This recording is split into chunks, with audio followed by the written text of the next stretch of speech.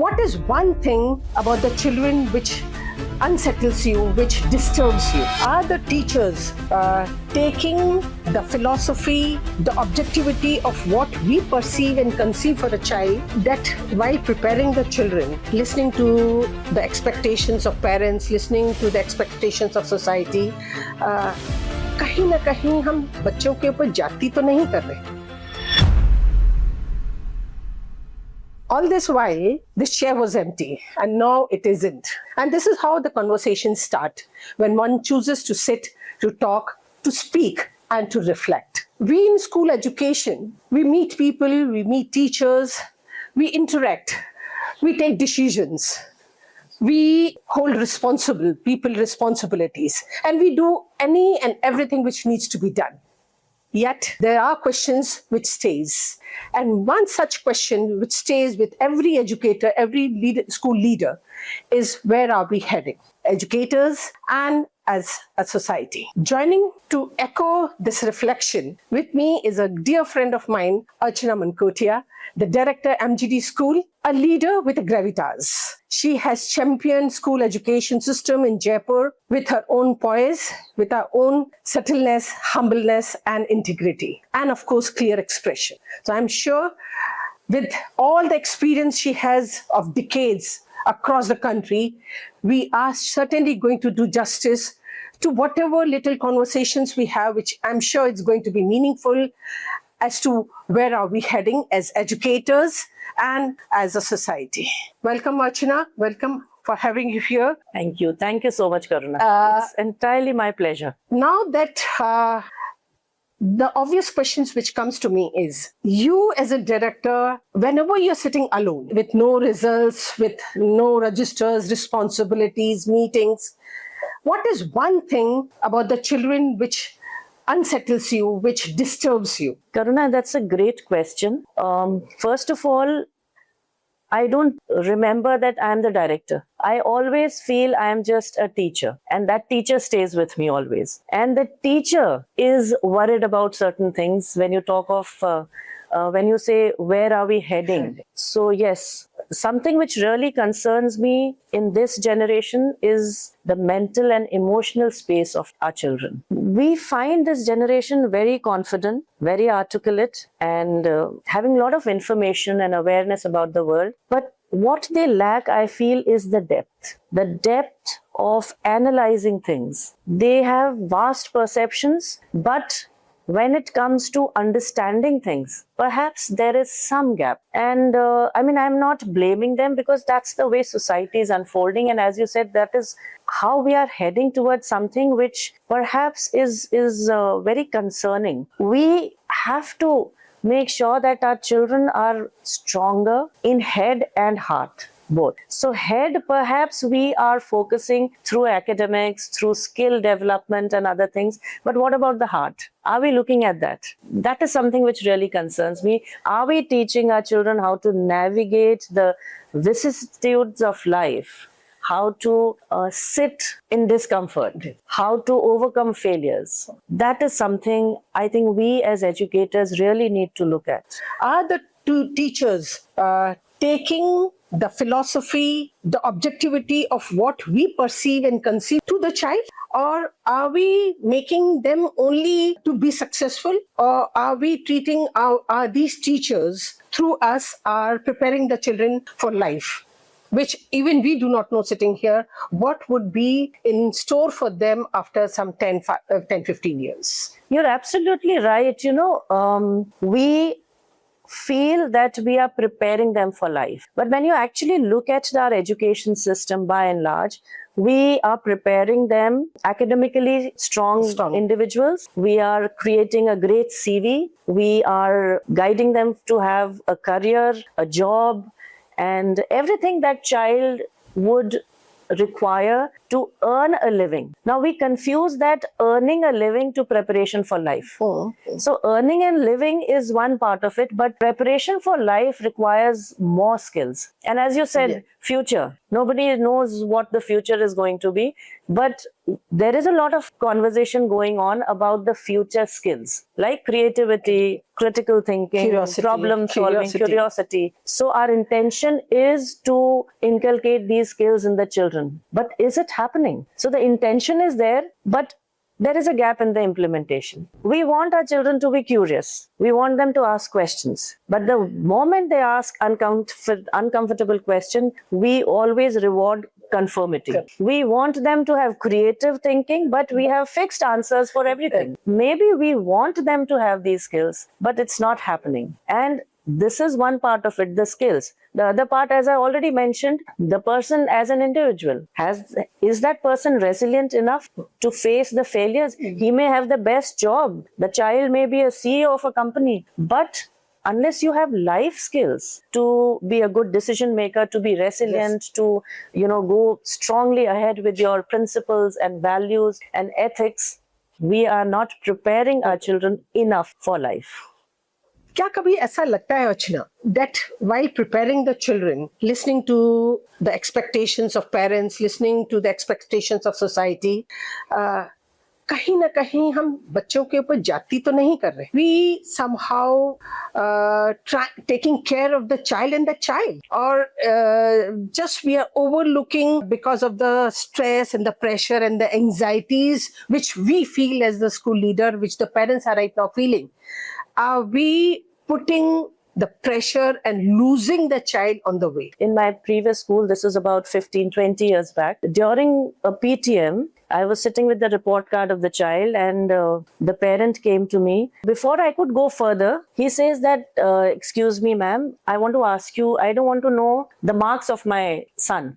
I want to know something else. When you are teaching in the class, you see my son sitting there. Do you see a happy child sitting there? And that question foxed me, and it has stayed with me since then. And I repeat this incident to everybody that yes, I've never seen children whether they're happy or not happy.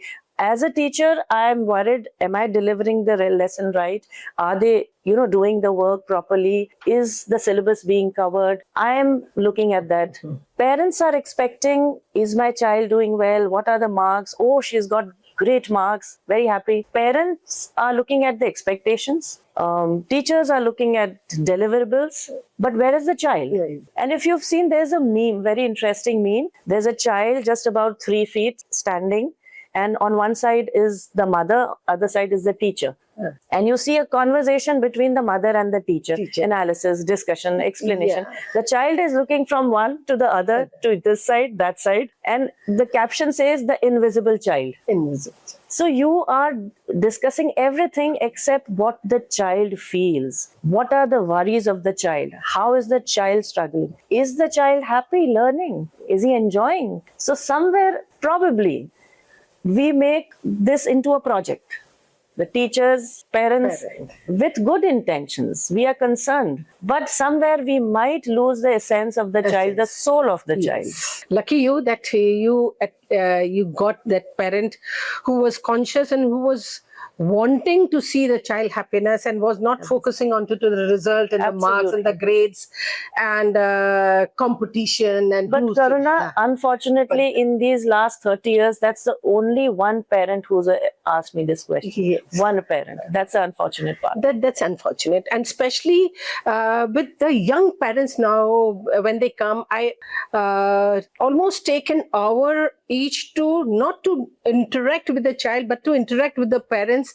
And I end up talking to them for an hour, counseling them as to what should be the 21st century parenting all about. All about, absolutely. So it's your focus has to be now proficiency driven and not results and marks and मेरा बच्चा first आया कि नहीं, उसने उसमें participate करा कि नहीं, और कौन कौन आया, ये इंग्लिश नहीं बोलता, इसको ये नहीं आता. Perhaps now when we talk of 21st century skill, what one paradigm shift which I think, and I'm sure you also would endorse, that we need a good aware set of parents for our 21st century children. Very true. Because children, they do not know that they have opened their eyes in the 21st century, or they are going to go to the school 2026 or 28. But then the parents, they know that they have to have the shift. The focus needs to be shifted from all academics all activities to a wholly grounded personality who has ability to sustain, to rise above, to consider failure is just a failure, to be resilient. So I look forward, and we all look forward for some conscious, educated parents, not literate parents. Again, I have seen. I'm sure you also Yes. see all graduates, postgraduate, MBAs, and professionals, young parents coming, and आपका curriculum क्या है, आप क्या पढ़ाते हैं, क्या activities हैं, कौन सी ICSE board है या IB board है या CBSE board है, IGCSE है, but then they would not say कि मेरा बच्चा खुश कैसे रहेगा. Exactly. And the pre-primary kids, the parents would come and say कि इसको तो लिखना ही नहीं आता, मेरा बच्चा तो मेरे पड़ोस का बच्चा बहुत पढ़ता है और poems बहुत अच्छे से सीखता है, उसको tables आते हैं. So till the time we are not able to address such parents. So education, perhaps we don't need it for the children. Education, perhaps we need for it the for young the parents. Young Yes. parents. Yes. Very true, very Yeah. true. So that's just, if I could relate this incident, just an example that a teacher told a child that you can't do it, you forget it. Now the child goes back home, tells the mother, father, and they are like agitated. They react. How can a teacher discourage my child and demotivate? She doesn't want to come to school and she's so upset. And what I felt was, when I spoke to the parent, I said, now there are two ways of looking at it. One is that you come running to school with all these complaints. I agree that a teacher could have been a little sensitive, or she could have said it in a different manner. Agreed. But however, now that the teacher has said this, that you can't do it, you could, as parents, why don't you explain to the child that point number one, maybe the teacher hasn't seen your potential, and maybe you haven't really shown her your caliber, that yes, you can do it. So she is not very sure. Second point, why don't you change it into an opportunity as a challenge? That, okay, I am going to work hard and show the teacher that yes, I can do it. I'm sure she'll be very happy if you do it. So if the parents help their child process these situations well, this is how the child will develop into a resilient person. You can't be reactive about everything. You can't change the world, but you can make yourself strong. तो हम अपने बच्चों को strong बनाना है, सशक्त बनाना है, ना कि दुनिया भर को बताना है कि तुम ऐसे मत बोलो, तुम उसको ऐसे मत कहो, तुम उसके साथ ऐसे behave करो. You can't do that.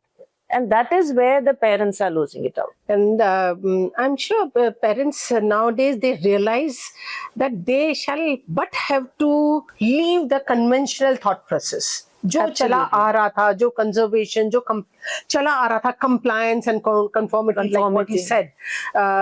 Unless we don't leave that mindset, we won't be able to hold what is expected out of us now. World is changing. World is changing with a pace where we cannot even comprehend. Very true. Yet, we expect the child to change. What do you think? The child needs to change, or the parent needs to change, or the education system, including us as leaders, including the teachers? What needs to be changed to give the world what it needs? See, change is inevitable and change is constant. तो परिवर्तन तो प्रकृति का नियम है, बदलाव तो आएगा. Society will change, parents, and they have changed, individuals have changed. But I always feel in the education sphere, and maybe others also, but let's talk of education, the larger purpose of education cannot change. You see, you can change the teaching skills. You have introduced audio-visual inputs. You've got AI. You've got all those things. The classroom ethos has transformed. Yes. And technology has come in, which is fine. But the larger purpose of education has been to mold the individual into a great human being, to bring out the individuality of the child. That cannot change. For parents, they have to remember that the child is not a project, that you have to measure it and present it and do this, do that. The child is a living being. The child needs to be understood. So parents also have to understand the larger purpose of bringing up a human being. Teachers have to remember that they are not just finishing a syllabus or delivering good results, but they have to go beyond that. So I feel that change has to come in our focus of what is our priority. The priorities have to change because we have maybe subtly shifted the goalposts of the purpose of education. Purpose of जैसे शास्त्रों में लिखा है कि सा विद्या या विमुक्ति. Education is which liberates. It liberates you from negativities, from ignorance. It makes you a complete human being. It brings out the best that you were born with. We have to remember that focus. That purpose has to remain the same. Rest, change will happen. Technology has come in. Tomorrow something else will come in. That change will happen. But the larger purpose should remain the same. Yes. And it should be understood by everybody. Larger purpose of education should be met. And what is that larger purpose and objective? To take the education beyond the four walls of the classroom, beyond the brick and mortar structure of the classrooms and of the school, onto the society, onto the mohallas, onto the gullies, onto the lanes and the bylanes, to bring a bit of social consciousness to every child. We talk about a wonderful nation and a clear nation. How can a nation be a progressive nation when lack of social consciousness? Gender sensitivity is not there. Prevailing, just now what we were discussing when you were coming from Vande Bharat and the kind of scene which you saw, there is an area of concern. There always would be an area of concern. And with this conversation, I don't think so.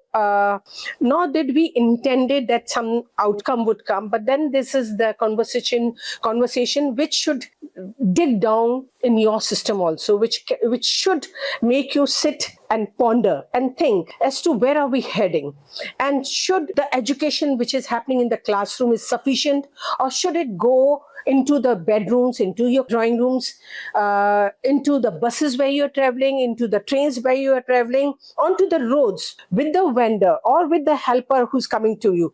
So is the education which we talk loud about should be restricted to the schools, or should be going outside the schools into the society? And I'm sure this conversation is just another conversation. And Archana, it was wonderful having you here. And I'm sure with a conscious person like you, who's a champion when it comes to school education, let us keep doing whatever we are good at, supposedly, and keep contributing ourselves, our little 2 cents in whatever way we can, and keep shaking the complacent souls, you there, I, me, which wherever we are in my close proximity.